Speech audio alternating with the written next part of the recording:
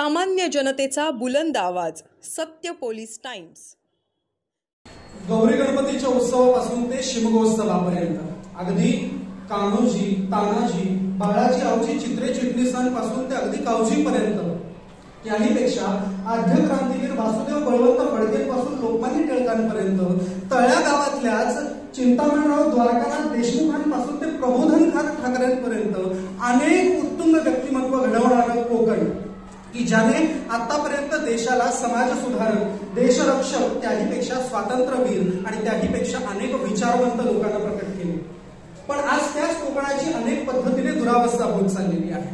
त्याला कारणही आपणच आहोत. ज्या पद्धतीने कोकण विभाग म्हटला तर तो पालघर पासून सुरुवात होतो. मुंबई उपनगर, ठाणे, रत्नागिरी, रायगड, रत्नागिरी आणि सिंधुदुर्ग. पण आज कोकण हा फक्त मर्यादित झालाय तो म्हणजे रायगड, रत्नागिरी आणि सिंधुदुर्ग पर्यंत. का? बाकीच्या शहरांनी स्वतःचं एक वेगळं व्यक्तिमत्व, स्वतःचं एक वेगळं वर्चस्व स्थापित केलेलं आहे आणि त्याला कारणीभूत आहोत आपणच. आपण बघू शकतो आपल्याच इतिहासामध्ये कोकणात असलेल्या एका रत्नाने आपल्याच मुंबईला केंद्रशासित प्रदेश होऊ नये, या कोकणातल्या लोकांना मुंबईचा लाभ व्हावा याच्याकरता अर्थमंत्री पदाचा त्याग करणारे सुद्धा आपले कोकणी. कोकणातला अनेक पद्धतीचे रत्न जेव्हा पुढे येतात तेव्हा कोकणाच्या विकासाकरता ते किती पद्धतीने प्रयत्न करतात हे आपल्याला आज समजून घेणं गरजेचं आहे. आणि म्हणून त्या विषयाला तुमच्या समोर मांडतोय. नमस्कार, मी स्पर्धक सांकेतिक कोड क्रमांक 8 आपल्या समोर विषय मांडतोय कोकणातील स्थलांतर एक समस्या. या समस्येकडे बघत असताना सामाजिक, शैक्षणिक, राजकीय आदी अनेक गोष्टींना या समस्येकडे मला बघावंसं वाटतं की ज्या वेळेला इथून तयार झालेला एखादा युवक त्याला इथं वाव न मिळाल्यामुळे जेव्हा तो बाहेर जातो, परदेशी जातो किंवा बाहेर गावी जातो, पर शहरामध्ये जातो, तेव्हा तो फक्त स्वतःचा विचार करतो, या कोकणाचा नव्हे. आज या कोकणामध्ये जेव्हा आपण आर्थिकदृष्ट्या सबलीकरणाचा प्रयत्न करतो तेव्हा आपण आपल्या पद्धतीने काय प्रयत्न करतोय? ज्या पद्धतीने आपण बारसू सारख्या प्रकल्पाला विरोध केला, आपण त्यावेळेला खरंच विचार केला का की बारसू प्रकल्प सोडून द्या, पण त्याच्यानंतर असे कोणते प्रकल्प आहेत की ते आपण कोकणात आणू शकतो आणि त्याने आपण आपल्या कोकणाचा विकास करू शकतो? आणि स्थलांतराचं हे प्रमुख कारण आहे की इकडच्या युवकांना कोणत्याही पद्धतीची राजकीय बाब, कोणत्याही पद्धतीची आर्थिक बाब स्वतःला मदतीला उपलब्ध नसल्यामुळे ते स्वतः स्थलांतरित होत आहेत, स्वकुटुंबाने स्थलांतरित होत आहेत. आज एक खूप मोठी शोकांतिका आहे की आजी घरात असलेली वृद्ध आई गणपतीला म्हणते की देवा पुढच्या वर्षी ये, असं मी म्हणत नाहीये, पण तू आमच्या घरीच राहा. का? जर तू घरी असलास तर माझं बाळ मला सोडून मुंबईला जाणार नाही, तेवढेच काय आनंदाचे क्षण मला जगता येतील. आर्थिकतेने ग्रासलेल्या ह्या कोकणाला आपण कुठल्या पद्धतीने बघतोय की एकेकाळी जगाला समृद्धी, ज्ञान, वैराग्य आणि संतत्व, विचारवंत देणारा हा कोकण आज खऱ्या अर्थाने ग्रासलेला आपल्याला बघायला मिळतोय. ज्या वेळेला स्वतःच्याच भूमीचं रक्षण भूमिपुत्र करू शकत नाही तिथपर्यंत आपण दुसऱ्याला काय नाव देणार? जेव्हा आर्थिकता, सबलीकरण, साक्षरता या सर्व दृष्टिकोनात आपण बघतो तेव्हा आपण आजच्या चरित्रामध्ये अभ्यास करत डॉक्टर प्रभाकरराव महादेव जोशी यांनी स्वतः इथे खूप मोठं महाविद्यालय निर्माण केलं.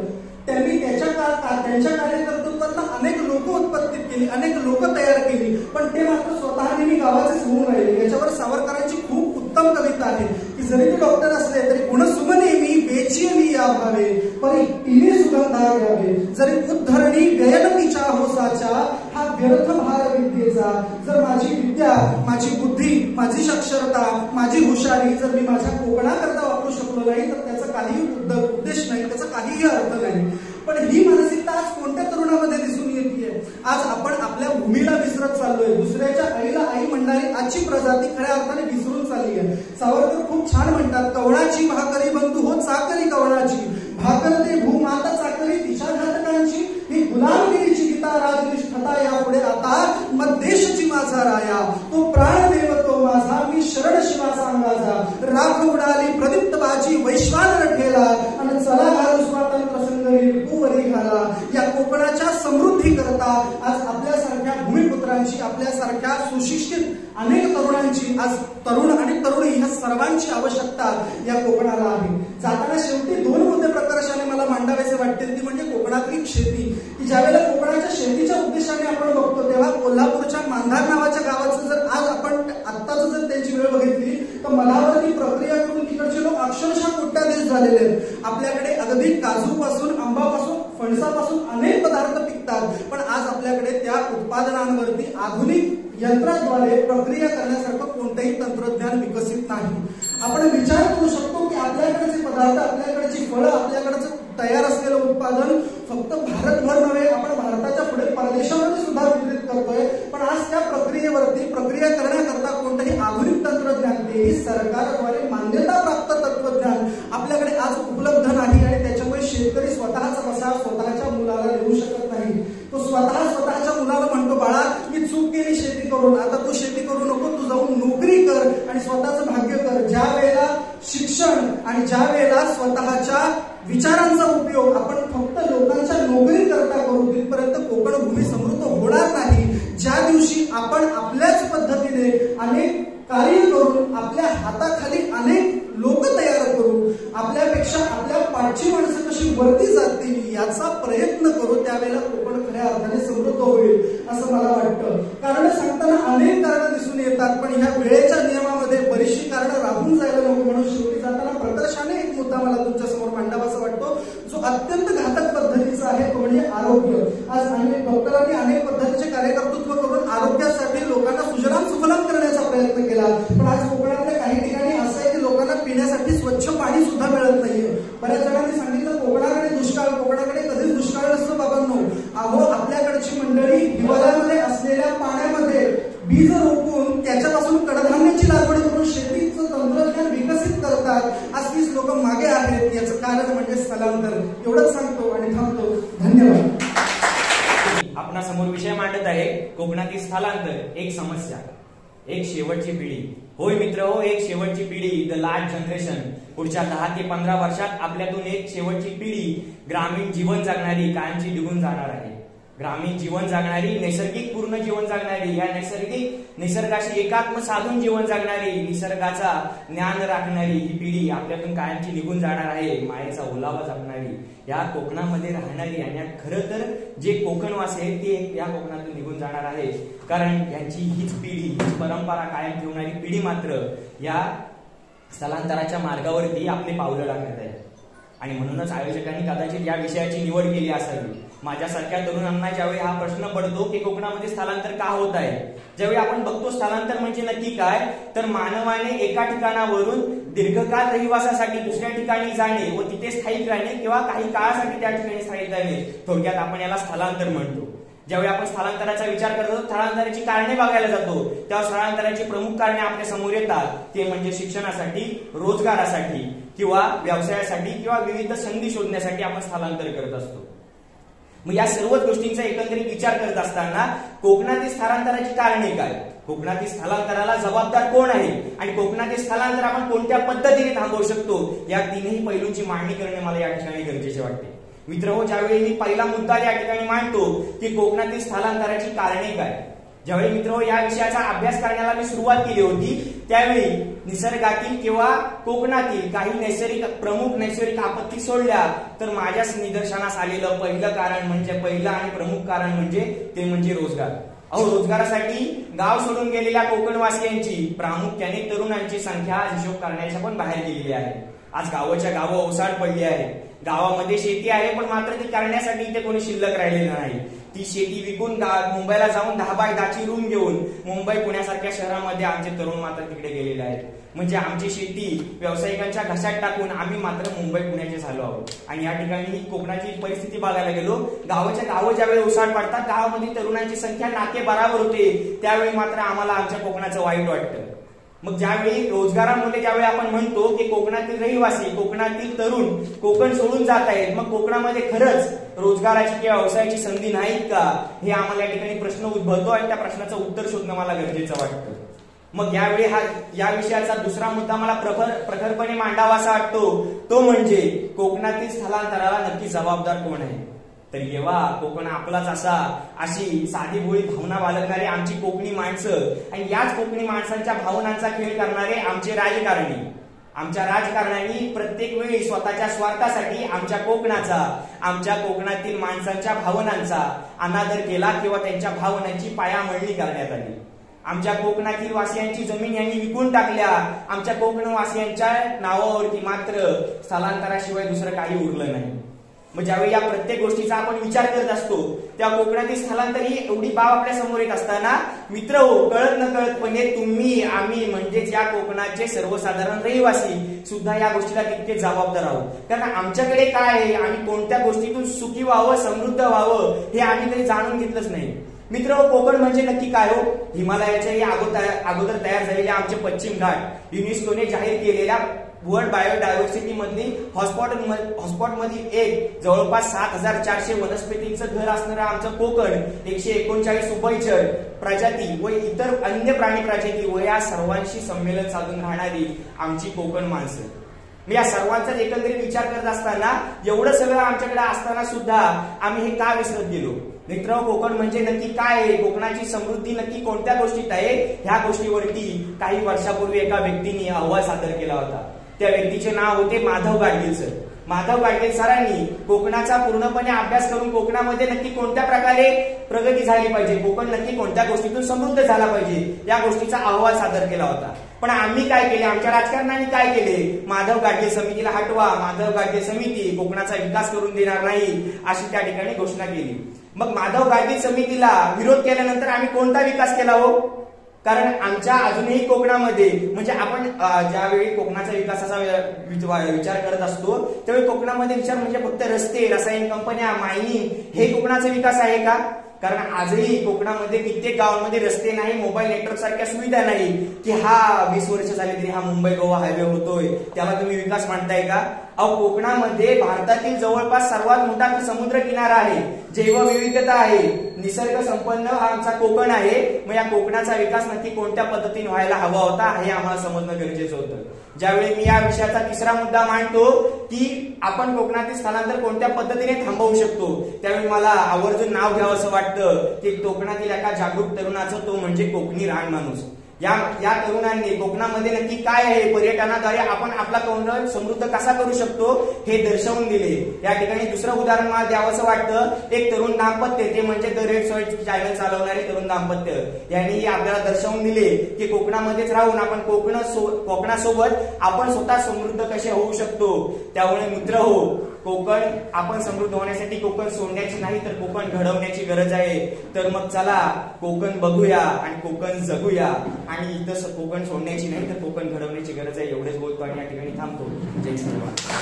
कोकणातला माणूस शहरामध्ये गेला, शिक्षणासाठी असतो, नोकरीसाठी असतो, परंतु तो स्थलांतर करून शहरामध्ये गेलेला आम्हाला पाहायला मिळतो. मग अगदी स्वतःचं पोट भागवण्यापासून ते घरातल्यांचं पोट भागवण्यापर्यंत तो सकाळी उठल्यापासून दिवसभर कष्ट करतो आणि तीच कष्ट घेऊन संध्याकाळी जेव्हा घरी येतो तेव्हा त्याचे डोळे आम्हाला आसमानी भरलेले दिसतात. मग तेच त्याची आसवा आम्हाला जाणीव करून देतात की कुठेतरी आज हाच माणूस पैशांच्या मागे मागे फिरताना दिसतो, पण याच माणसाला आज कोकणातलं सुख, कोकणातलं समाधान मिळत नाहीये. मग इथेच त्याला प्रश्न पडतो की मी आज सगळं काही कमवलं पण कुठेतरी कोकणात राहण्याचा समाधान मला मिळत नाहीये आणि कोकणाने जे मला दिलं ते मला कोकणाला देता येत नाहीये. आणि मग याच्यावरून आमच्या लक्षात येतं की कोकणामध्ये राहणारी कोकणकर हे आज फक्त कोकणात कमी आणि शहरातच जास्त राहिलेली दिसतात. गावाच्या गावं रिकामी झालेली आम्हाला पाहायला मिळतात आणि म्हणूनच व्यासपीठाला विषय मिळतो आणि तोच विषय मांडण्यासाठी मी तुमच्या समोर उभी आहे. नमस्कार ज्ञाते, श्रोते आणि वक्ते, मी सांकेतिक कोड क्रमांक 5 तुमच्या समोर विषय मांडते,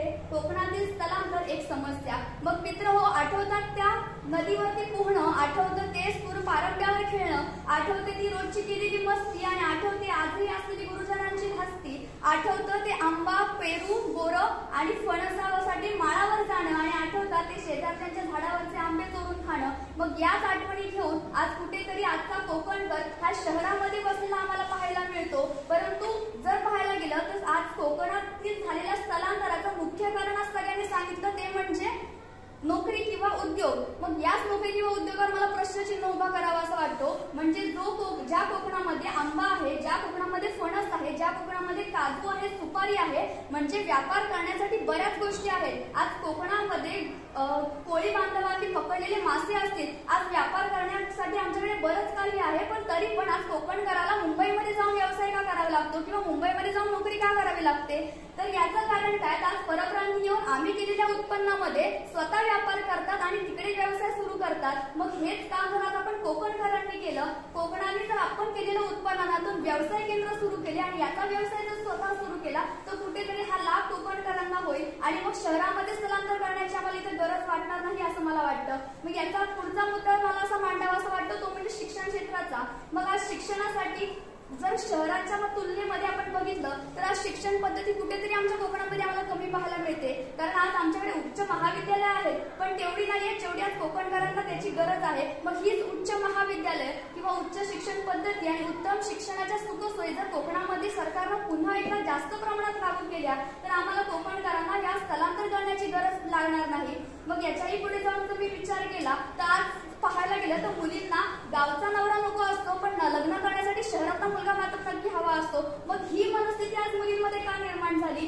गावच्या मुलांमध्ये असं काय वाईट आहे? मग आम्ही जर हा विषय देतोय तर एकंदरीतच मुलींना जर गावचा मुलगा नको असेल तर मुलांना प्रवृत्त होतं काय की मी गाव सोडून शहराकडे जाईल, 10 बाय 10च्या खोलीत राहील, पाहिजे ते मिळेल ते काम करेल आणि तिकडेच माझा संसार थाटील. मग याच कारणाने का होईना मुली आणि मुलं ही शहराकडे गेलेली आम्हाला पाहायला मिळतात. मग ही सर्वप्रथम मानसिकता आपण बदलणं खूप गरजेचं आहे. कारण ज्यावेळी 4 ते 5 वर्षांपूर्वी कोरोनानं अक्षरशः थैमान घातलं होतं तेव्हा याच कोरोनामध्ये शहरातली लोक यांनी गावाकडची वाट धरली. म्हणजे गावात काय आहे असं म्हणणारा कोकणकर किंवा असं म्हणणारा गावकरी याने आपत्ती आल्यानंतर गावाची वाट धरलेली आम्हाला पाहायला मिळते. मग ज्यावेळी तुम्हाला संसार थाटायचा असतो तेव्हा तुम्हाला शहराची गरज का लागते? मग ही मानसिकता ज्यावेळी प्रत्येक कोकणकराची बदलेल किंवा कुठल्याही माणसाची बदलेल तेव्हा खऱ्या अर्थाने या कोकणातील होणाऱ्या स्थलांतरावर पूर्ण विराम येईल असं मला वाटतं. मग याच्याही पुढे जर आम्ही विचार केला तर कोकण हाला स्वर्ग मानलं जातं.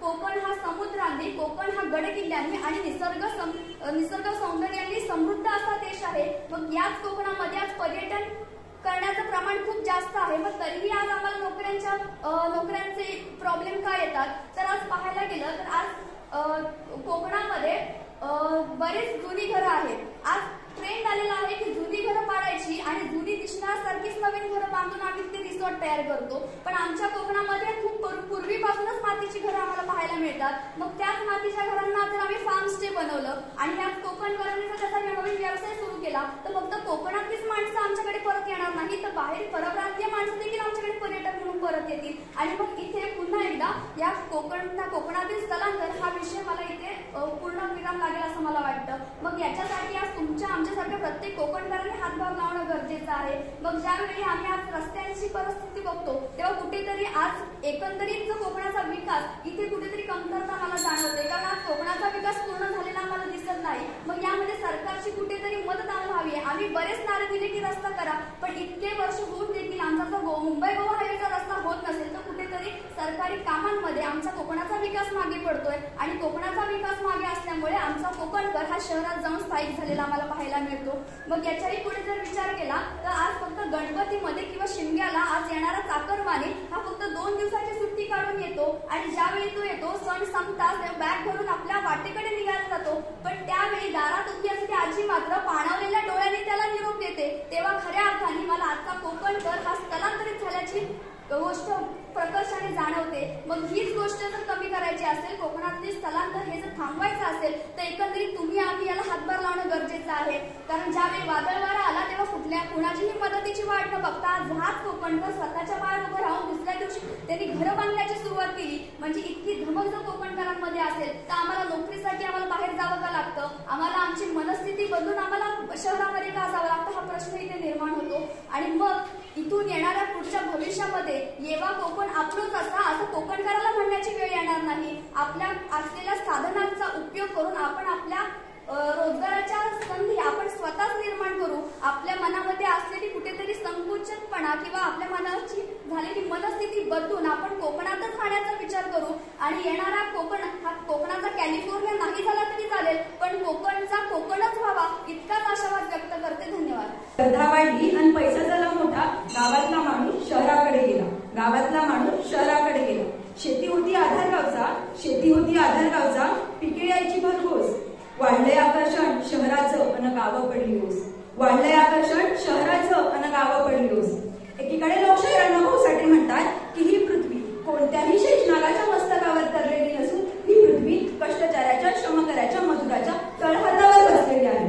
नमस्कार, मी स्पर्धक कोड क्रमांक 10 आपल्यासमोर विषय मांडते, कोकणातील स्थलांतर एक समस्या. मित्रांनो, कोकण म्हणजे काय तर उत्तरेकडे जाईल तर दक्षिणेकडील तेरखोल खाडीपर्यंतचा चिंचोळा भाग म्हणजे कोकण. स्वर्गाहूनही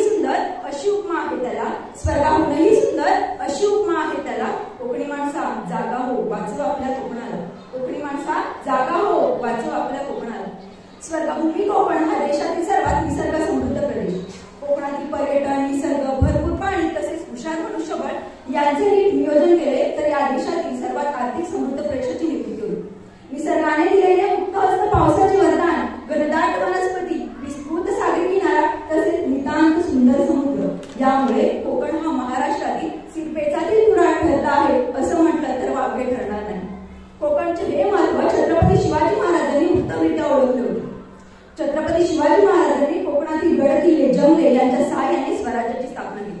परंतु आज दुर्दैवाने स्थिती काय? आज कोकणात ही 80% घरे ही रिकामी होत आहेत.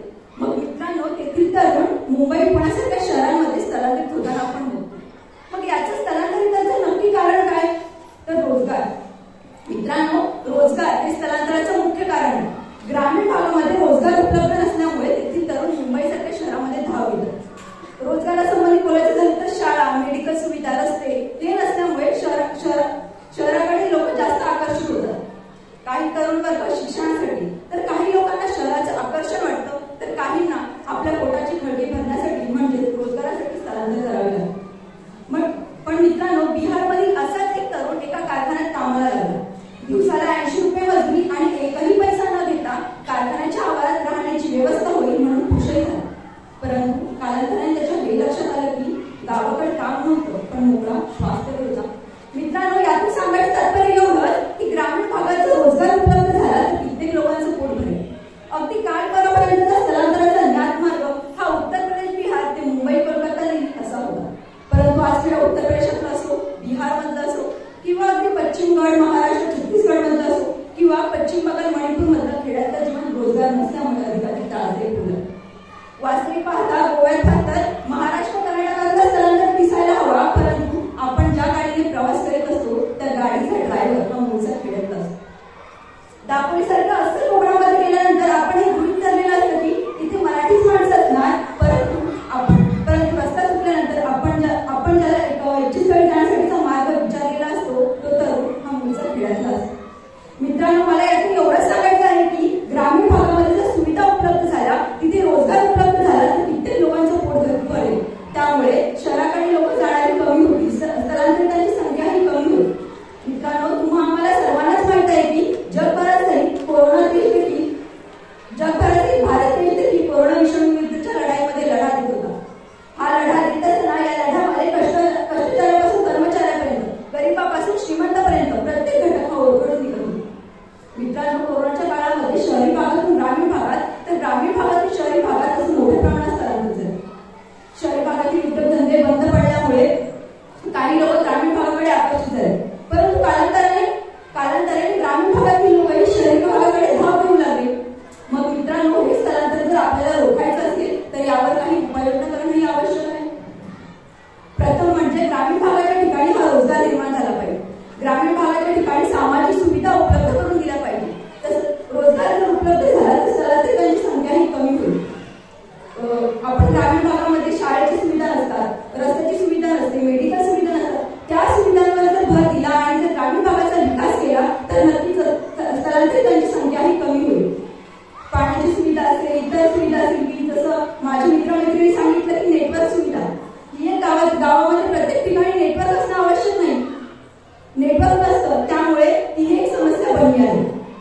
शेवटी मी जाता एवढंच म्हणते, वक्त नूर को बेनूर कर देता है, वक्त नूर को बेनूर कर देता है, जख्मों को बेसुर कर देता है, जख्मों को बेसुर कर देता है. कौन चाहता है अपनों से दूर जाना, कौन चाहता है अपनों से दूर जाना, लेकिन वक्त सबको मजबूर कर देता है, वक्त सबको मजबूर कर देता है. जय हिंद, जय महाराष्ट्र, जय कोकण. 20व्या शतकात वाढलेला प्रवासाचा वेग आणि संपर्काची क्रांती यामुळे स्थलांतराचे नवनवे पैलू सामोरे येत आहेत. त्याला अनुसरून मी कॉलेज कोड क्रमांक 7 तुमच्यासमोर कोकणातील स्थलांतर एक समस्या या विषयावर माझे मत मांडणार आहे. आज गावाकडील रोजगाराच्या संधी कमी झाल्या आहेत. साहजिकच ग्रामीण तरुण शहरांकडे स्थलांतरित होत आहे, पण शहरांकडे आकर्षित होता होता गावे ओसाड पडत चालली आहे.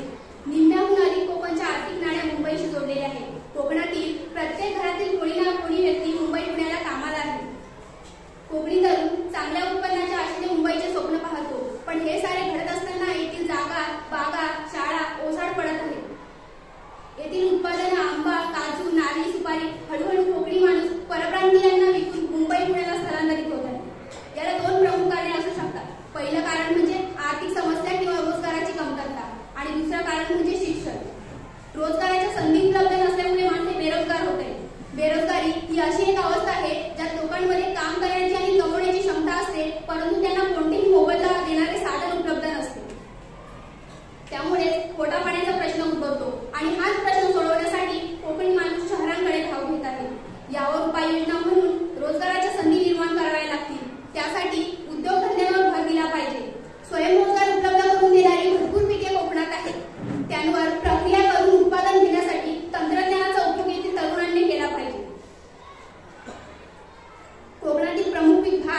तसेच आंबा, काजू, मसाल्यांचे पदार्थ यांची निर्यात केली पाहिजे किंवा त्यावर प्रक्रिया करून उत्पादन घेणारे लघु उद्योग सुरू करून स्वतःसोबत दुसऱ्यांनाही रोजगार दिला पाहिजे. नवीन व्यवसाय सुरू करायचा असेल तर भांडवलाची कमतरता भरून काढण्यासाठी वेगवेगळ्या शासकीय योजनांचा लाभ घेतला पाहिजे. आता स्थलांतराला दुसरं कारण म्हणजे व्यावसायिक शिक्षणाची कमतरता. पारंपरिक ज्ञानाबरोबर व्यावसायिक ज्ञानही येथील विद्यार्थ्यांना दिलं गेलं पाहिजे. फक्त पुस्तकी ज्ञानावर लक्ष केंद्रित न करता प्रात्यक्षिक ज्ञानावरही भर दिला पाहिजे. तंत्रज्ञानाशी येथील तरुणांची मैत्री करून दिली पाहिजे. येथील तरुण शिक्षण घेतो आणि शहरांकडे धाव घेतो, तिकडे स्थायिक होतो व हळूहळू आपले कुटुंबही तिकडे स्थलांतरित करतो. येथील तरुणींनीही मला मुंबईला राहणाराच नवरा पाहिजे हा हट्ट सोडला पाहिजे. अर्धवट शिक्षण घेतलेली ही पिढी शहरांकडे जाऊन मोलमजुरीची कामे स्वीकारत आहे. कोकणातील आरोग्यदायी जीवन सोडून शहरातील दगदगीच्या वातावरणात आपली शरीरयष्टी गमावून रोगी जीवन जगत आहे. कुठेतरी हे थांबलं पाहिजे तर निसर्ग समृद्ध असलेल्या या कोकणात माणसांची दाटीवाटी दिसू लागेल. शहरी वातावरणात ठरवल्या माणसाला आता गावाची आठवण राहिली नाहीये, पण उन्हाळी सुट्ट्या जवळ आल्या की कोकणाकडे येणाऱ्यांची संख्या वाढते. कोकण पाहावयास येणाऱ्या पर्यटकांची संख्या वाढते. सुट्ट्या संपताच कोकणी माणूस परतीचा प्रवास सुरू करतो आणि माणसांनी भरलेली गावे शांत होऊन जातात. आज खेड्यापाड्यांची तर दयनीय अवस्था झाली आहे. 100 घरांपैकी 70 घरांना तरी कुलपं लागलेली दिसतात आणि उरलेल्या 30 घरात फक्त वयस्कर माणसं. पूर्वी अंगणवाड्यांमध्ये 20-30 मुलं तरी असायची. आता त्याच अंगणवाड्यांमध्ये 2 मुलं देखील दिसणं अवघड झाले आहे. त्यामुळे अंगणवाड्या बंद पडत आहेत. परिणामी प्राथमिक शिक्षण घेणाऱ्या लहान मुलांना 2-3 किलोमीटर चालत जाऊन शिक्षण घ्यावं लागतं. पुरेसं मनुष्यबळ नसल्यामुळे शेती ओसाड पडू लागली आहे. वयस्कर माणसं शेती करू शकत नाहीत आणि मोलमजुरी करण्यासाठी माणसं उरलेली नाहीये. त्यामुळे हिरव्यागार शेतांचं माळरान होऊन गेलं आहे. आर्थिक समस्या आणि शिक्षण या व्यतिरिक्त स्थलांतराला बरीच कारणे आहेत. ती म्हणजे पिण्याच्या पाण्याची कमतरता, विजेची कमतरता, रस्त्यांची असलेली दुरावस्था आणि वाहतुकीची गैरसोय. कोकणला सुमारे 720 किलोमीटर लांबीचा समुद्र किनारा लाभला आहे, तरीही अजूनही खेड्यापाड्यात पिण्याच्या पाण्याची टंचाई आहे. बऱ्याच ठिकाणी अजून वीज पोहोचलेली नाहीये. दुर्गम भागात डांबरी रस्ते नसल्यामुळे वाहतुकीची गैरसोय होत आहे आणि स्थलांतराचे प्रमाण वाढत आहे.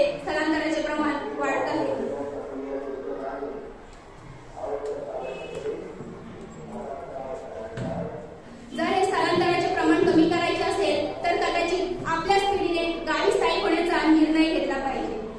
तर येत्या काही दशकात बऱ्यापैकी कोकणचा विकास झालेला असेल. ओसाड पडलेल्या जमिनी पुन्हा हिरव्यागार दिसू लागतील. नवनवे प्रकल्प उभारले जातील. बंद पडलेल्या शाळांमध्ये पुन्हा मुलांचा गोंगाट ऐकू येईल आणि रस्त्यावर रहदारी दिसेल. स्थलांतराच्या ह्या वाढत्या प्रमाणात लगेच घट होणार नाही, पण एक ना एक दिवशी याचे प्रमाण कमी कमी होत जाईल. इंग्रजीमध्ये म्हण आहे ना, नॉट इमिडिएटली बट डेफिनेटली, अगदी तसंच. स्थलांतराच्या या प्रमाणात घट होण्यासाठी आपणच पाऊल पुढे उचललं पाहिजे. गावी स्थायिक होऊन गावातल्याच साधनांचा उपयोग करून शेती वगैरे केली पाहिजे. इंग्रजीमध्ये म्हण आहे ना, नॉट इमिडिएटली बट डेफिनेटली, तसंच हळूहळू कोकणाच्या वाढत्या प्रमाणात घट होईल. तर चला एक पाऊल पुढे उचलूया. स्थलांतराच्या वाढत्या प्रमाण कमी करण्याची जबाबदारी आपल्या खांद्यावर वाहूया. सुरुवात स्वतःपासून करूया. स्वतःपासूनच करूया. एवढं बोलून मी थांबते. जय हिंद, धन्यवाद. विषय असा आहे, कोकणातील स्थलांतरण एक समस्या. कोकण म्हटलं तर सगळ्यांच्या चेहऱ्यावर एक स्माईल येतेच. कोकणाची ओळख तर सर्वांनाच आहे, पण मी 2 शब्दात कोकणाची ओळख करून देते.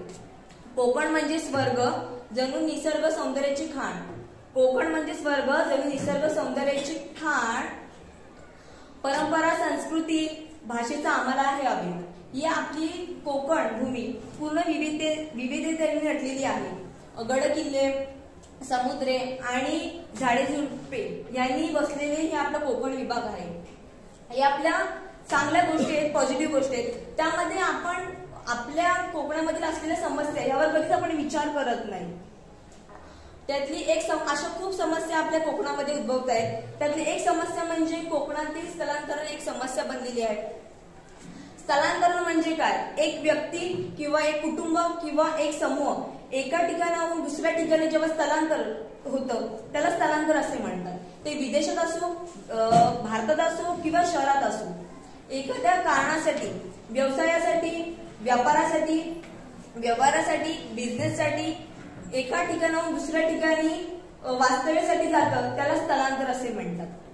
आणि ही स्थलांतर होण्याची प्रक्रिया संपूर्ण आपल्या कोकणामध्ये खूप झपाट्याने वाढलेली आहे. बहुतेक ग्रामीण जे भाग आहेत कोकणामध्ये ते सर्व त्यांची घट होत चाललेली आहे. ते का, त्याचा आपण कधी विचार केलाय तर नाही. प्रथम मी सरांनाही थँक्यू बोलेल की त्यांनी हा विषय मांडला, कारण आपण ह्याच्याकडे कधीच लक्ष देत नाही. कोकणातील स्थलांतर ही समस्या का बनली आहे तर आपले सगळी लोक कोकणातील शेती हा आपला मूळ व्यवसाय आहे. पण शेती हेच खूप म्हणजे या शेती घटकावर खूप विपरीत परिणाम होते. त्याचे काय, हवामान बदल, माणसाच्या कृत्यातून पृथ्वीचे वाढणारे तापमान, चेंज हवामान, यामुळे आपल्या मानवी जीवनावर खूप विपरीत परिणाम होतो आहे. तसेच बघितलं तर वादळी, चक्रीवादळ, दरड कोसळणे इत्यादी स्थलांतरण होत आहे. हे झाली गावाची समस्या. पण शेतीविषयक बघितलं तर हवामानाच्या बदलामुळे किंवा पुरामुळे, दुष्काळामुळे किंवा पावसामुळे, अतिवृष्टीमुळे आपल्या शेतीची शेतीचे नुकसान खूप होत आहे आणि शेतीमुळे आपले उत्पादन तेवढे येत नाही, शेतीची घट होत आहे. त्यामुळे शेतकऱ्यांना तेवढा फायदा मिळत नाही. त्यामुळे आर्थिकदृष्ट्या बघितलं तर शेती करण्यापेक्षा लोक नोकरी करण्याच्या मार्गासाठी शहराकडे वळत आहेत. हा एक मेन महत्वाचा मुद्दा आहे. आणि रोजगार निर्मिती, आपल्या इथे उद्योगधंदे, कारखाने, व्यवसाय, कंपन्या, फॅक्टरी इथे आपल्या कोकणात बघितलं तर कुठेच नाही. धाटाव सारखे जर एक सिटी बघितलं तिथेच कुठे MIDC दिसून येतात, नंतर कोकण पूर्ण बघा तिथे कुठेच असे म्हणजे उद्योगधंदे विकसित झालेले नाहीत. त्यामुळे आपल्या इथे BSc, BCom किती डिग्री घेऊ द्या तरी आपल्याला जॉबसाठी, जेव्हा आपल्याला कुठे चांगल्या जॉबसाठी सेटल व्हायचं असेल, कुठल्या ऑफिसमध्ये कुठे जायचं असेल, तेव्हा आपल्याला शहराकडेच जाणं भाग आहे. हे का होतंय, कारण इथे उद्योगधंद्यांना किंवा व्यवसाय ही स्थापित झाले नाहीत. ही एक मोठी समस्या आहे. हे आपल्याला तिकडे शहराकडे जावं लागतं. त्यामुळे आपले एक स्थलांतरण होत आहे.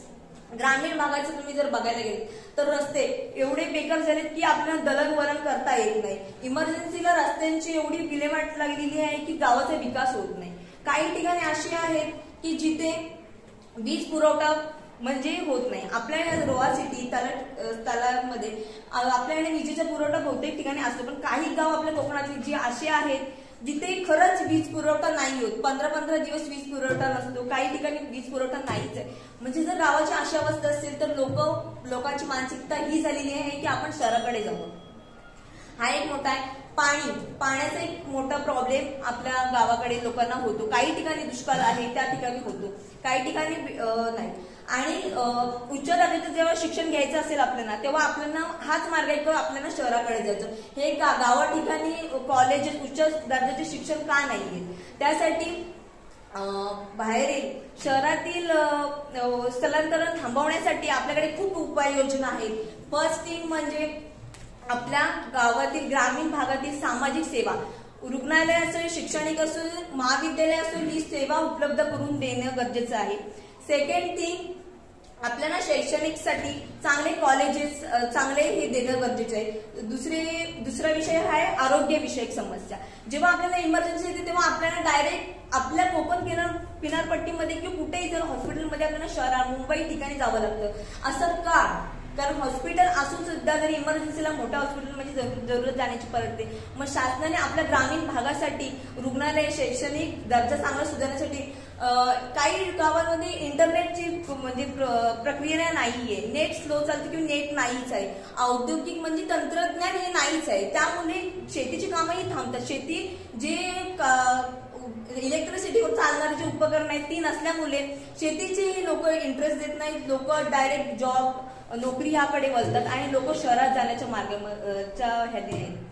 का पण ही परिस्थिती आपणही बदलू शकतो. जर शहरा ठिकाणी ज्या कंपन्या वाढती लोकसंख्येमुळे उद्योगधंदे उदयास आले, ते जर ग्रामीण आपल्यासारख्या विद्यार्थ्यांनी जर व्यवसायाबद्दल चांगलं शिक्षण घेऊन इथेच जर आपल्या ग्रामीण भागात चांगला व्यवसाय सुरू करू शकतो. आपण उद्योगधंदे कारखाने हेही झाले तर आपल्या मुलांना रोजगाराच्या संधी उपलब्ध चांगल्या प्रकारच्या होतील आणि बाहेरील शहरामध्ये जाण्याची आपल्याला गरज भेटणार नाही. Thank you so much. क्रमांक 6.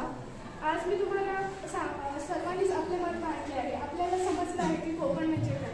खरंच किती आपण नशीबवान आहोत की आपण या कोकणात राहतो. ह्या कोकणात आपला जन्म झाला. परंतु आपण ही गोष्ट पाहिली असेल, लहानपणापासून आपण ऐकलं असेल की आपण शिक्षकांकडनं पण ऐकलं असेल की तुम्ही चांगलं शिका, त्यानंतर मुंबई ठिकाणी जा आणि तिकडे व्यवसाय करा, नोकरी करा. पण असं का? कारण की आजकाल माणसाच्या गरजा फार वाढत चालल्या आहेत. गरजा एवढं झाले की त्याला साधं जेवढं समाधानी आयुष्य हवं होतं, जे त्याला आधीपासून मिळालं होतं तेही नको झालंय. त्याला काय तर उंच उंच इमारती हव्या, त्या इमारतीमध्ये घर हवं. काय म्हणताय? काय उपयोग काय त्या घरांचा? शेवटी जायचं तर मातीतच आहे ना. आणि उपयोग काय? शहराकडे जायचं, मृत्यू तिकडे व्हायचा. कोकणात येईपर्यंत काही अर्थ नाही हो. या कोकणात आपल्याला सर्व काही आहे. अनेक झाडं आहेत, अनेक आपल्याजवळ फळं आहेत, अनेक नैसर्गिक सौंदर्य आहे. परंतु आपल्याला ते अनुभवता येत नाही. आपण लहानपणापासून विचार करतो की नाही आपण शहरात जायचं, शहरात जाऊ, नवीन नवीन गोष्टी शिकू, तिकडे आपल्याला नवीन हे मिळेल, आपल्या जीवनमान उंचावेल. पण काय उपयोग त्या जीवनमान उंचावण्याचा जर आपण आपल्या ज्या ठिकाणी आपली ही जन्मभूमी आहे तिथे जर आपण आपला विकास करू शकलो नाही तर, त्या ठिकाणाचा जर आपण विकास करू शकलो नाही तर खूप मोठी एक प्रकारचं म्हणावं तर दुर्दैव आहे जे आज मुंबई पुण्यासारख्या ठिकाणी जातात. कारण की त्यांना त्यांच्याजवळ संधी आहे, त्यांच्याजवळ शिक्षण आहे, सर्व काही आहे. कोकणात अनेक जी महाविद्यालय आहेत, त्याचबरोबर शिक्षण संस्था आहेत, त्यांनी एवढं ज्ञान दिलं आहे की ते इथेही काही करू शकतात, इथेही आपला स्वतःचा विकास करू शकतात, कोकणकरांचा विकास करू शकतात. आपण पाहिलं आहे की आधीचे जे काही लोक होते त्यांचं एवढं शिक्षण नव्हतं, पण तरीही त्यांच्याजवळ स्वतःचं आयुष्य जगण्यासाठी उपजीविकेसाठी शेती होती. मान्य आहे हो, आता जरा निसर्गाचं चक्र जरा हे झालंय, कोलमडून पडलंय. पण आपणही हात लावूया ना, आपणही त्याच्यात आपला वाटा जो आहे तो देऊया. जर आपण त्यात निसर्गाचं जे चक्र हे कोलमडून पडतंय तर आपण त्याला हे करूया. अनेक आपले जो पर्याय आहेतच ना. आपण पाणी वाचवू शकतो, शेतीसाठी पाणी मिळत नाही, मान्य आहे, विहिरी खणूया. त्यानंतर अनेक उपक्रम आहेत ते हे करूया आणि आपला जो कोकण आहे त्याला पुढे जाण्यास प्रवृत्त करूया. आपण पाहिले कोरोनाच्या काळात अनेक लोक आपली मुंबई पुण्यासारखे जिथे घरं होती, जिथे स्थायिक झाली होती, असं वाटलं की आयुष्यभर तिथेच राहणार. पण ती लोक आली हो का तर काय रोजगाराच्या संधी तिथे हे झाल्या कोरोना काळात. आपण सर्वांनी पाहिलं की कोरोनात सगळी लोक आपापल्या बॅग अक्षरशः काही साधने नव्हती, चालत आले, आपल्या घरी आले आणि तिथे राहिले. पण कोरोना संपला, लॉकडाऊन संपला, सगळं झालं आणि परत निघाले. अरे का? म्हणजे जर आपल्याला एखाद्या गोष्टीचा प्रत्यय आलाय की जर समजा जर कोरोना परत येणार नाही ना, असं तर करून चालणार नाही. म्हणूनच जो आपल्याजवळ जे काही आपल्याजवळ शेती आहे त्या समजा शेती तुम्ही करू शकत नाही, तुमच्याने होऊ शकत नाही, तर तुम्ही तिथे नवीन लघु उद्योग, मध्यम उद्योग सुरू करू शकता. आपला जो आंबा आहे त्याच्या अनेक उत्पादनं बनवू शकतो आणि आपण त्याची विक्री करू शकतो. हे आपण करू शकतो कारण की आपल्याला अनेक गोष्टी जसे की मुरांबा किंवा असे आंब्याच्या काही जे काही लोणचं वगैरे असे छोटे छोटे व्यवसाय आहेतच. आणि तसंही पोट भरण्यासाठी कितीचा पैसा लागतो माणसाला आहेच ना, प्रश्न पडतोच ना. जेवढं आपल्याला जीवनमान उंचवायचं काय करायचं शेवटी काय करायचं काय मला हा प्रश्न विचार असं वाटतो. आणि म्हणजे कोणीतरी भाषणात आता बोलला की प्रत्येक मुलीला मुंबई पुण्यात काम करणारा किंवा सरकारी नोकरीला नवरावा का गरज काय, काय उपयोग काय मुलींना मी म्हणते. जर आपल्याला जर समजू नाही शकणार जो आपल्या मातृभूमीला जन्मभूमीला कोकणला समृद्ध करू शकत नाही तो आपल्या परिवाराला काय समृद्ध करणार. म्हणजे तो पैसा आणून देईल हो आपल्याला, किती देईल आणून, म्हणजे पोट भरेल नक्कीच पण आपलं मन भरेल का हो. आयुष्य का आपण प्रत्येकदा बघतो किंवा कोणाकडे ऐकतो की आयुष्य जगायचं असतं ते आपण पैसा कमवण्यासाठीच वाया घालवतो असं मला वाटतं. कारण की सगळेजण पैशासाठी जगतात. पण मला असं वाटतं की कधीतरी जो आपला कोकण आहे ज्याला आपण लहानपणापासून अनुभवलंय, बघितलंय, जो एवढा समृद्ध आहे. अनेक लोक बाहेरच्या देशातून त्यांना अनेक आजार असतात, त्या आजारांवर मात करण्यासाठी इथे जी शुद्ध हवा आहे ती घेण्यासाठी येतात. आणि या शुद्ध हवेतून ते आपले जे काही रोग आहेत त्यांना कमी किंवा त्यांची मात्रा कमी होईल याचं हे करत असतात. ते शेवटच्या क्षणी कोणता विचार करत असतात माहिती आहे? आम्ही कसं अजून जास्त जगू, कसं अजून आम्हाला जगता येईल. का जेव्हा जगायचं होतं तेव्हा तुम्हाला पैसा कमवायचा होता, आणि आता जेव्हा मरायची वेळ आली तेव्हा तुम्हाला काय तर कोकणात जायचंय. आणि आपण काय करतो? कोकणात रोजगार नाहीये म्हणून इकडे कंपन्या आणतो, नवीन फॅक्टरी आणतो. काय उपयोग काय त्याचा? त्या कंपन्यांमुळे इथला जे काही निसर्ग सौंदर्य आहे, जे आपल्याला शुद्ध हवा लाभली आहे, शुद्ध पाणी लाभलं आहे, त्याचंच आपण हे करतोय. आणि जे पर्यटक येतात त्यांना आपण दाखवतो तरी काय? ते किल्ले, ज्या किल्ल्यांमध्ये आपणच दारूच्या बॉटल्या फोडल्या आहेत, त्यावर आपणच खराब केले आहेत ते किल्ले, कोणाचं तरी नाव लिहून वगैरे. काही उपयोग नाही हो. ही आपली जी काही सांस्कृतिक जी आपल्याला लाभलेली वारसा स्थळे आहेत ती आपण पहिले जतन करायला हवी, पर्यटकांना ती दाखवायला हवी, आणि त्यानंतर यातून रोजगार निर्मिती करायला हवी. कृषी क्षेत्राविषयी आपण जास्त अभ्यास केला पाहिजे. त्याविषयीची शैक्षणिक जी काही विद्यापीठे आहेत, कृषी क्षेत्रात अनेक बदल घडवून आणले पाहिजेत असे मला वाटते. धन्यवाद. इतिहासाने पावन झाली नररत्नांनी सजली भूमी, इतिहासाने पावन झाली नररत्नांनी सजली भूमी, भविष्य घडण्यापुढे जाहली हीच आमची कोकण भूमी, हीच आमची कोकण भूमी. प्रथमतः महाराष्ट्राचे आराध्य दैवत छत्रपती शिवाजी महाराज यांच्या चरणी मी त्रिवार वंदन करते. स्वराज्याचा जन्म ज्या मातेच्या कुशीतून झाला अशा राजमाता जिजाऊ माँसाहेब यांच्या चरणी मी त्रिवार वंदन करते. राज्यघटनेचे शिल्पकार डॉक्टर बाबासाहेब आंबेडकर यांच्या चरणी मी त्रिवार वंदन करते. आणि या कोकण पुण्यभूमीच्या थोर महापुरुषांचा जन्म झाला त्या सर्वांच्या चरणी मी त्रिवार वंदन करते. मी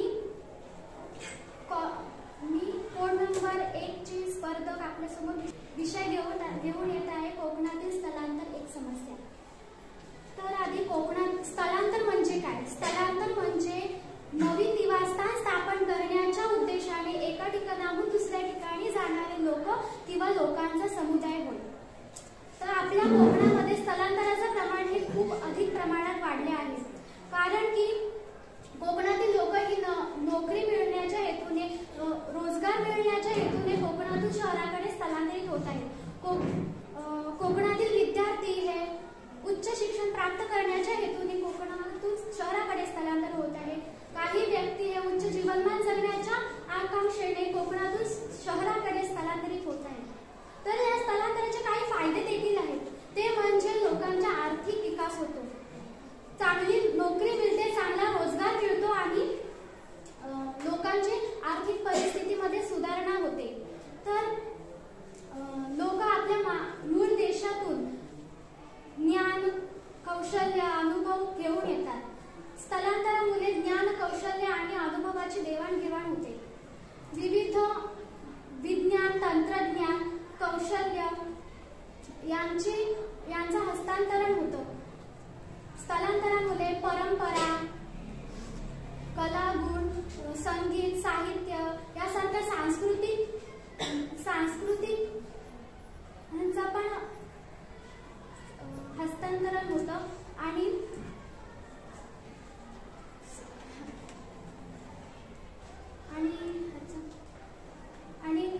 जसे नाण्याला दोन बाजू असतात तसे स्थलांतराचेही दोन बाजू असतात. एक स्थलांतराचे फायदे देखील असतात आणि तोटे देखील असतात. स्थलांतराचे फायदे तर मी आता सांगितले, पण तोटे हे स्थलांतरामुळे आपण, कारण की कोकण हा विविध कोकणात विविध संस्कृती आहे. कोकणाचं शुद्ध वातावरण, कोकणातील नैसर्गिक संपत्ती हे सर्व सोडून मानव हे शहराच्या गर्दीच्या ठिकाणी स्थलांतरित होत आहेत. त्यामुळे कोकणातील बहुतेक सारी खेडेगावातील घरही बंद आहेत आणि काही घरं आहेत ती फक्त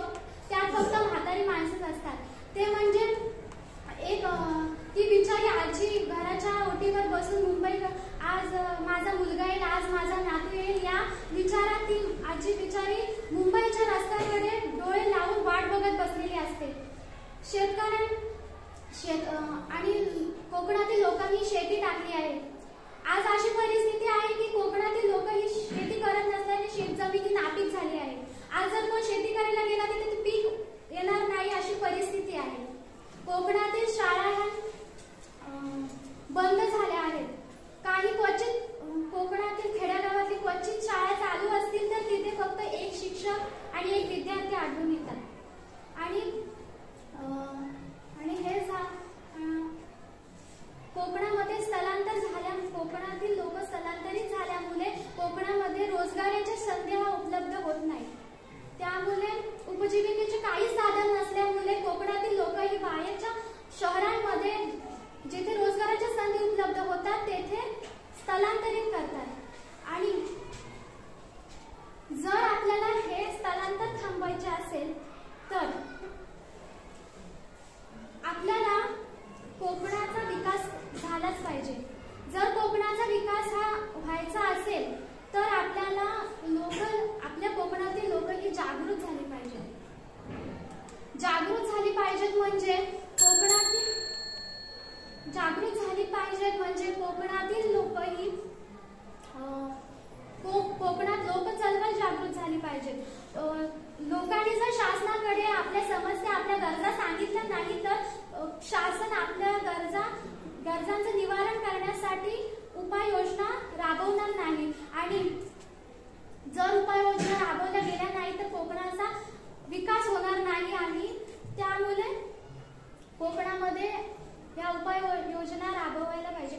आणि सरकारने जी देणगी दिलेली असते खेड्यापाड्यांचा विकास करण्यासाठी ती मध्येच कुठेतरी गायब होते. ते पहिले आपल्याला समजायला पाहिजे. ते जर समजलं तर आपल्या कोकणाचा विकास होईल. आणि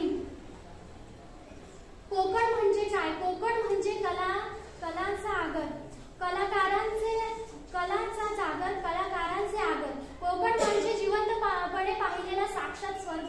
कोकण म्हणजे सुंदरतेचा साज, सौंदर्याची खाण.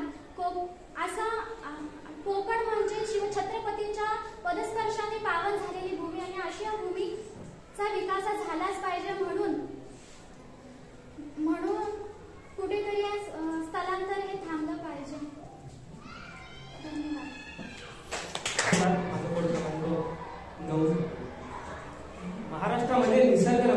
महाराष्ट्रामध्ये निसर्गरम्य सुंदर ते कोकण.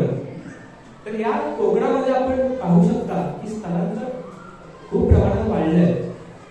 आपण दुसऱ्या कुठल्या उदाहरण घेण्यापेक्षा आपण स्वतःच्या गावचं बघू, स्वतःच्या गावचा विचार करा. गाव म्हणजे आधी किती माणसं होते, आपण छोटे होतो तेव्हा. आपण जसे जसे वाढत चालले तसे आपण किती म्हणजे आपण बघतोय की आपल्या स्वतःच्या गावचे लोक, स्वतःच्या घरातली लोक आपण दुसरीकडे स्थलांतर करतोय. ते कशासाठी? नोकरीसाठी.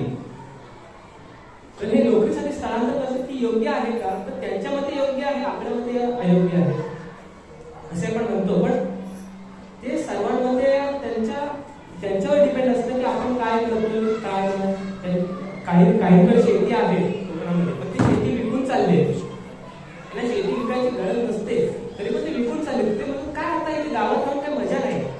गावात खरीच मजा आहे की नाही आहे ते आपल्याला समजायला पाहिजे. गावात खरी मजा आहे की नाही मजा. खरी मजा ती गावातच आहे. गावात आपल्याला खूप काही शिकायला मिळतं. काही बहुतेक म्हणजे आपल्या गावातच मिळतं. आपण म्हणतो रोजगारासाठी जातो. रोजगारासाठी का जातोय? आपल्या इथे रोजगार नाहीत काय? आपल्याकडे रोजगार नाही आहेत का? आपल्याला रोजगार खूप प्रमाणात आहे पण आपल्याला ते ओळखता येत नाही.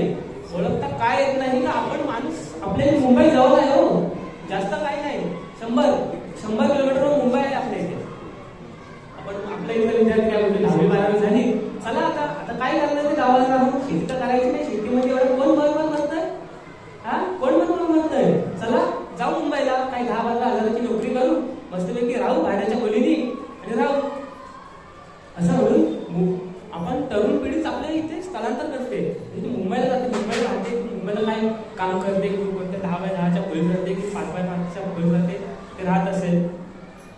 पण त्याच तरुण पिढीला मी सांगू इच्छितो की आपल्या इथे कोकणामध्ये काय गड किल्ले आहेत, समुद्र आहे, एवढे निसर्गरम्य फिरण्यासाठी ठिकाण आहेत, काथा शिल्प आहेत. आपण आता रत्नागिरीच्या साईडला गेलो कापडगावला, तिकडे काथाशिल्प आहे. काथाशिल्पाचं आपण संवर्धन करण्यासाठी काही मोहीम आखतायत लोक तिकडची, तिकडे ग्रामपंचायत असेल, प्रत्येक जण.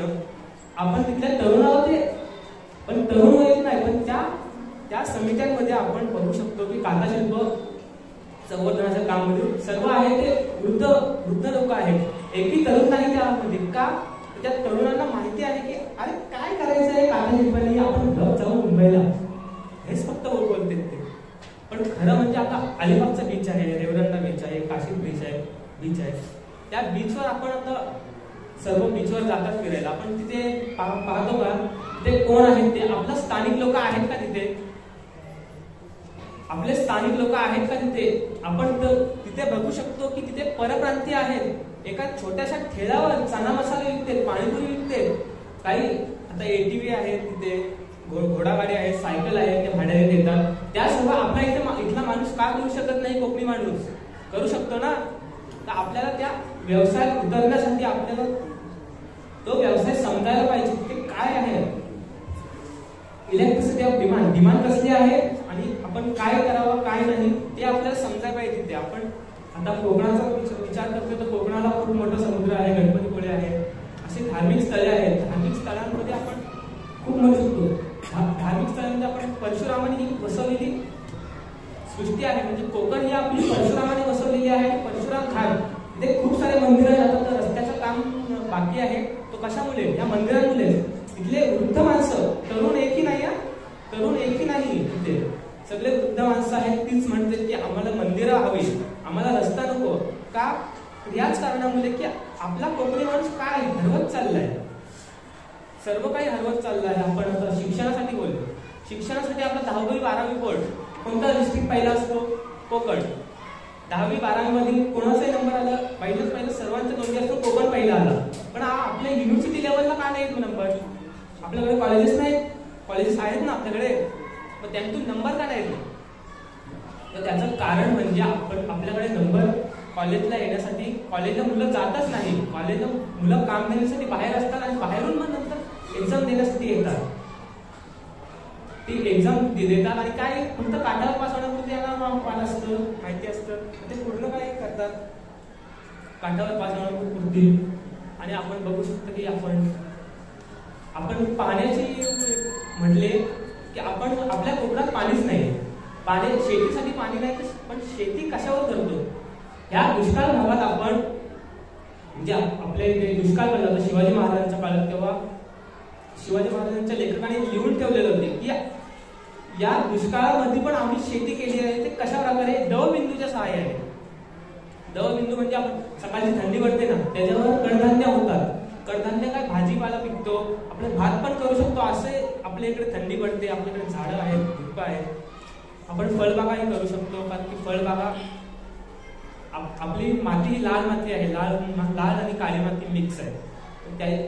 ती पिकांसाठी खूप उपयुक्त माती आहे अशी. त्याच प्रकारे आपण या आंबा आहे, चिकू आहे, फळबागा, त्यांचा प्रोसेस फूड आपण त्याच्यावर प्रोसेस करून आपण त्याचा फूड बनवू शकतो.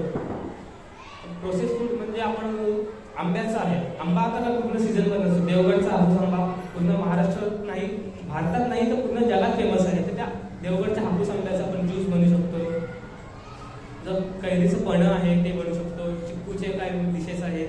तर आपण आपलं शासन आपल्या दारी हा कार्यक्रम झाला लोणेरमध्ये, पूर्ण आपल्या कोकण डिव्हिजनचाच होता तो कार्यक्रम. त्या ह्याच्यात कोण गेला असेल तर त्यांना मी सांगू इच्छितो की तृणधान्य कोकणात आपल्या इथे तृणधान्य जास्त प्रमाणात करत नाही लोक, पण त्या तृणधान्यावरून आपण काही काय बनवू शकतो. नाचणीच्या बर्फी होती, नाचणीचा केक होतं, नाचणीच्या भाकऱ्या, नाचणीचे वड्या असतात. त्याच पद्धतीने असे भरपूर सारे आयटम त्या लोणेरच्या शासन आपल्या दारी या इथे ठेवले होते. त्याचप्रमाणे मी सांगू इच्छितो की आपण कोकणातील स्थलांतरित समस्या आहे ती आपण स्वतःला समजायला पाहिजे.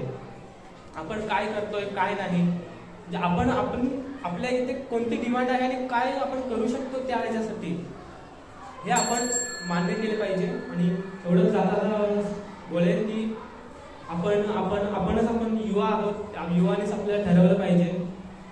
तो धन्यवाद. माझा कोड नंबर 4.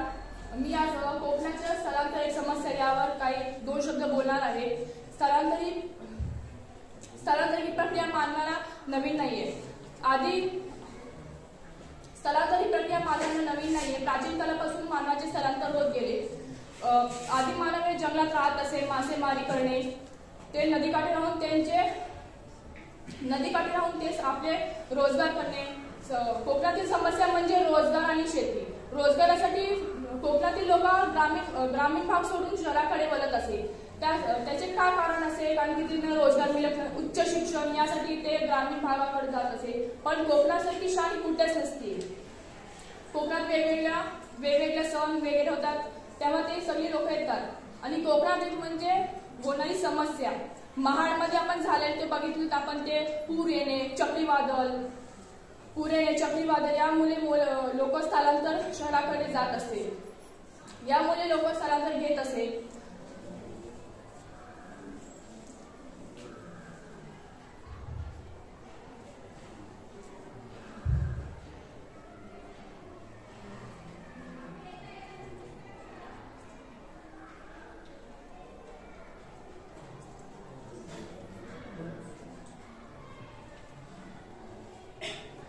कोकणामध्ये वेगवेगळ्या समस्या निर्माण होतात, त्यासाठी लोक शहराकडे स्थलांतर घेत असेल. ते पूर येणे, चक्रीवादळ येणे या मोठ्या कारणामुळे लोक ग्रामीण भाग सोडून शहराकडे जात असेल.